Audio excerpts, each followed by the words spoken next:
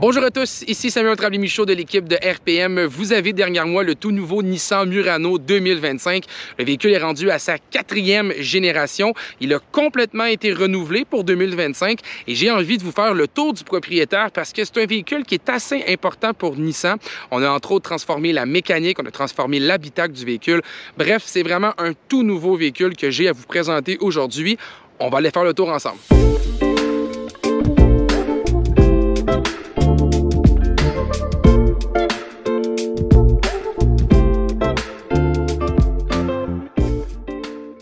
Donc, vous le voyez visuellement, on a vraiment un tout nouveau véhicule. À vrai dire, il n'y a rien qui est vraiment partagé avec celui qu'on connaissait depuis les 10 dernières années.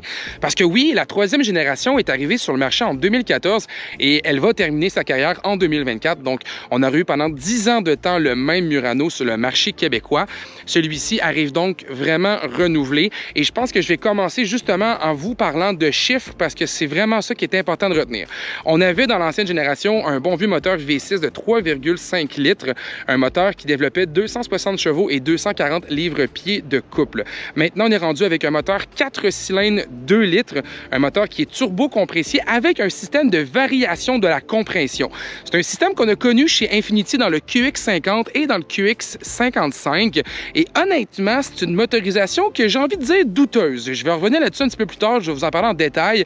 Ce que je peux vous dire par contre, c'est qu'elle offre 241 chevaux, donc c'est 19 chevaux de moins, mais offre 260 livres-pieds de couple. Donc, c'est 20 livres-pieds de couple de plus que l'ancienne génération du Nissan Murano. On a maintenant une boîte automatique à 9 rapports, donc il n'y a plus de CVT dans ce véhicule-là. Et honnêtement, je trouve que c'est une bonne chose d'avoir enlevé la CVT.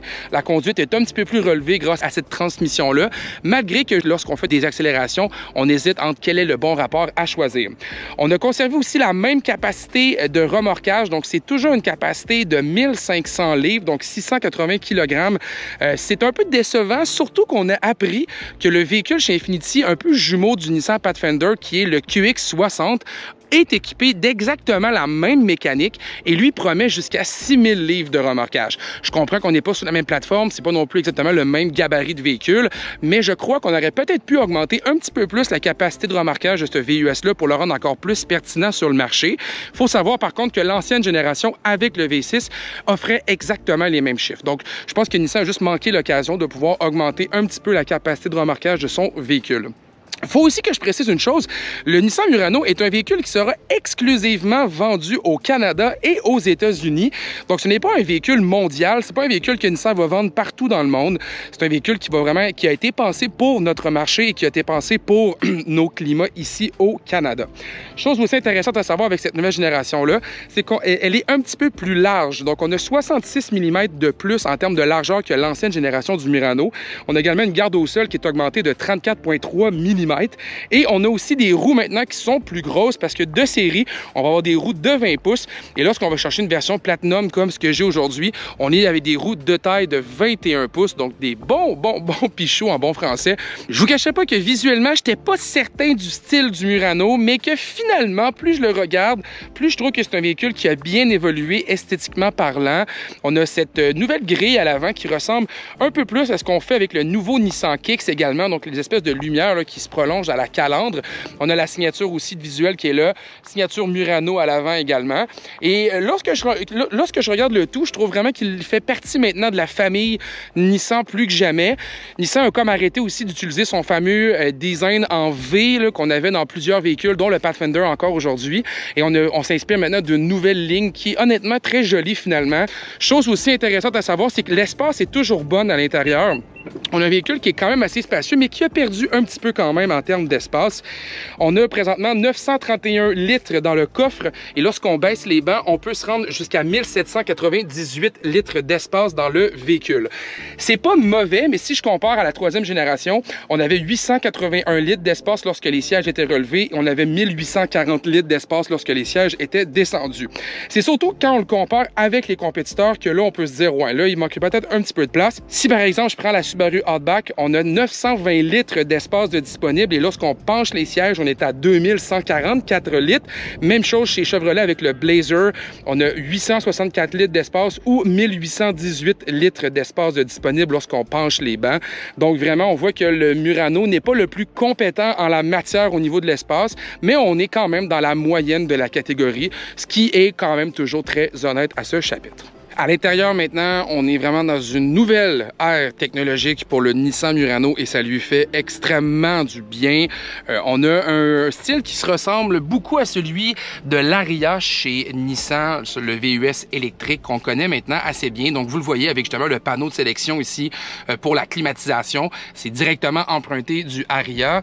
On a des couleurs aussi qui sont plutôt particulières. Donc, les sièges qui sont d'un bleu avec une teinte de noir vers le haut. Des sièges qui sont d'ailleurs massant, ventilé et climatisé. On a deux écrans d'info-divertissement. À vrai dire, on a un écran d'info-divertissement de 12,3 pouces juste ici et une instrumentation numérique à 12,3 pouces également. Il y a une tonne de technologie à bord. On essaie aussi de reproduire certains matériaux. Nissan dit que ceci ressemble un petit peu à de la vitre. Je vous cacherai pas que j'ai un petit doute là-dessus, mais c'est au moins une matière qui est bien installée aussi et qui est agréable au toucher. On a aussi l'accès à un système de son de marque Bose à 10 haut-parleurs dans le véhicule qui fait un travail noble sans être non plus extrêmement impressionnant, mais le tout est quand même bien ficelé. Je ne cacherai pas non plus que j'ai trouvé que l'amélioration au niveau de l'habitacle est très notable. On est bien assis dans ces fameux bancs zéro gravité, c'est le nom que le constructeur leur donne et franchement, je trouve qu'à bord, on a réussi à améliorer grandement le côté moderne de ce véhicule-là et le côté confort également. Donc là-dessus, c'est plutôt bien réussi.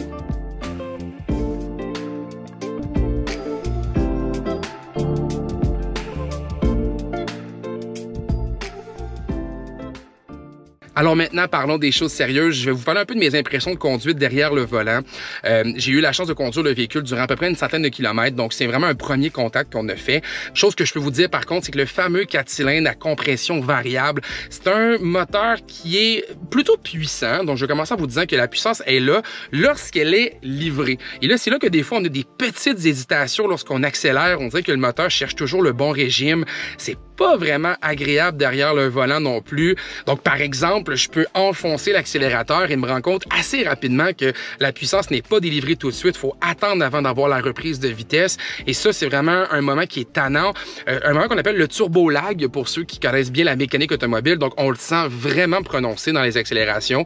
Et parfois, ça fait regretter l'ancien moteur V6 de 3,5 litres qui, lui, était beaucoup plus linéaire au niveau des accélérations. Il faut savoir aussi qu'en termes de consommation de carburant, j'ai enregistré une moyenne autour de 10,7 litres au 100 km, ce que je trouve plutôt élevé pour un VUS de cette taille-là. Il y a certains concurrents comme le Subaru Outback, par exemple, qui va faire vraiment mieux, même que l'ancienne génération avec le V6 faisait sensiblement les mêmes chiffres de consommation. Donc oui, la puissance est presque identique. Je comprends un peu aussi qu'on est resté dans les mêmes idées de capacité de remorquage et compagnie, mais je trouve quand même que si on a diminué le cylindré, on devrait avoir aussi une meilleure consommation, ce qui n'est pas vraiment le cas actuellement. Autre chose aussi à savoir, c'est la direction du véhicule. On a une crémaillère dans le véhicule qui est électrique. C'est un système que Nissan a développé spécifiquement pour le véhicule. Et honnêtement, j'ai trouvé que la communication entre le conducteur et la route était très faible. À vrai dire, il n'y a presque pas de communication entre nous et le véhicule. Le volant est aussi très léger, même lorsqu'on utilise les différents modes de conduite.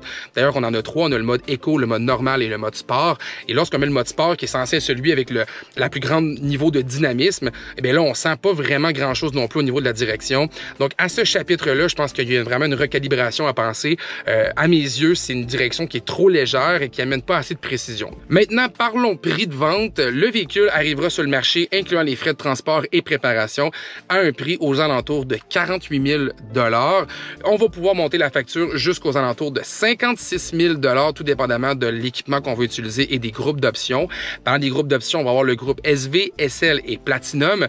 Plus vous allez monter en gamme, plus vous allez avoir des accessoires, mais vous allez toujours avoir les mêmes mécaniques. Donc, le véhicule est de série muni d'un rouage intégral et de la motorisation 2 litres turbo compressé.